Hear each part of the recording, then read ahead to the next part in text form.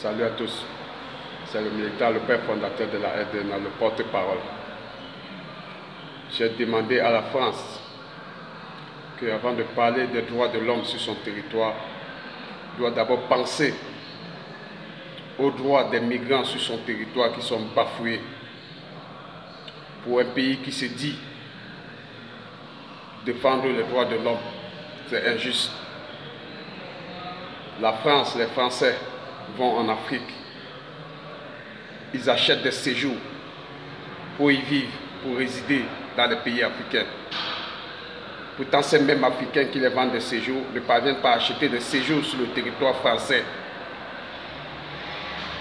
Pour obtenir un séjour sur le territoire français, il faut toujours que le noir conduise sa vie vers une direction qui ne lui convient pas. C'est-à-dire épouser une vieille blanche qui ne lui convient pas. Mais tout simplement parce qu'il attend un intérêt. Et si nous aussi on vous avait conditionné d'épouser nos grands-mères en Afrique, est-ce que vous devriez accepter? Non, mais nous vous vendons des séjours sans condition. La France a des bases militaires en Afrique, en Côte d'Ivoire, au Gabon et ailleurs. Mais à jamais et à grand jamais, la Côte d'Ivoire ne va mettre une base militaire ivoirienne sur le sol français. La France envoie les casques bleus dans les pays africains, où ils violent nos sœurs, ils assassinent nos sœurs, ils laissent nos sœurs avec des enfants bâtards. Et je profite pour interpeller les autorités africaines. Sachez qu'ailleurs, quand les Français vont pour commettre du n'importe quoi, ils sont condamnés à mort. Et vous, les dirigeants africains, qu'est-ce que vous attendez pour que quand un Français pas commettre le pire sur le sol africain, pourquoi il n'est pas condamné à mort? S'il ne l'est pas, pensez-y. Parce que ce que vos enfants, le peuple africain, subit ailleurs, en Europe, sur le territoire français, ne doit pas rester impuni.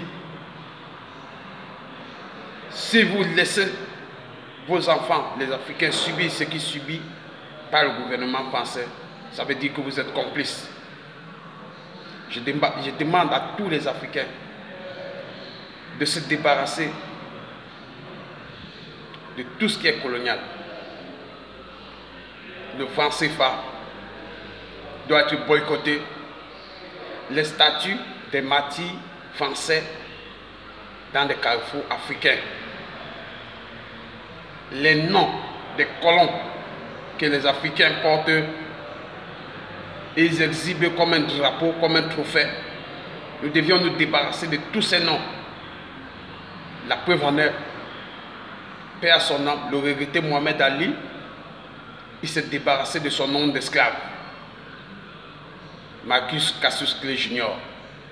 Il s'est débarrassé et il s'est intitulé désormais Mohamed Ali, parce qu'il a dit que pour mieux se débarrasser de son maître, il devait d'abord commencer par se débarrasser de ce nom d'esclave qui lui hantait.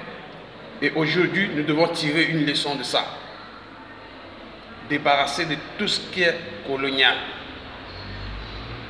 que ça vous plaît ou non. Je demande à tous les Africains de se débarrasser de tout ce qui est colonial. Parce que je vois des Africains qui se disent des exemples ou des modèles, qui viennent dire, il s'appelle Joe Dalton, il s'appelle Alain Delon, il s'appelle Francis Cabet. C'est quoi tous ces merde? C'est quoi tous ces noms? Il ne nous appartient pas. La France a toujours démontré qu'ils n'aiment pas les Noirs. Ils n'aimeront jamais les Noirs jusqu'à la terre va finir.